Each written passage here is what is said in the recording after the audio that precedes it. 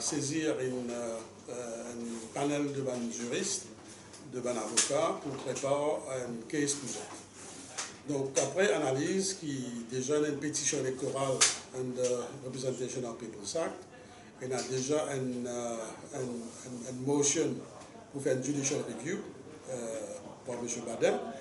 Et c'est un panel de juristes trouvé qui est mieux sous section 83 de la Constitution. Et parce que dans le passé, vous trouvez qu'il jamais il finit par voie de ce qu'on appelle le contrôle de la constitutionnalité des actes des autorités publiques.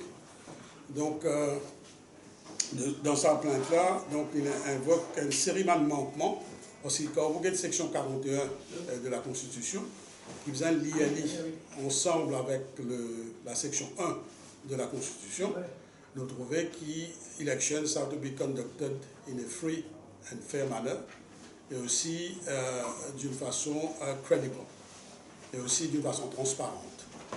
Et là, nous trouvons que pour la première fois, sa plateforme-là, ça groupe des juristes là, et avocats, ils sont avoués, et nous trouvons que section 41 has been breached, que le commissaire électoral et la commission électorale pas fin uphold de propre obligation qui se tiennent sous la Constitution. Ça veut dire pour discharge their duties with due care, due diligence, and with the standards of professionalism. Donc à partir de là, il y a une série les autres manquements qui finissent arriver, atteinte à la section 44, atteinte à les autres sections qui ont un droit à être candidat. Mais même si d'une façon unintentional, nous trouvons qu'il y a des candidats, il y a des voteuses, par exemple, plusieurs voteuses, non fin delete de la liste électorale. Et quand nous étions dans cette globalité, donc, les droits constitutionnels ont été bafoués, les candidats et aussi les voteuses. Donc, c'est pour ça que nous demandons la Cour tranchée. Donc, vous pensez que c'est une action-là aussi.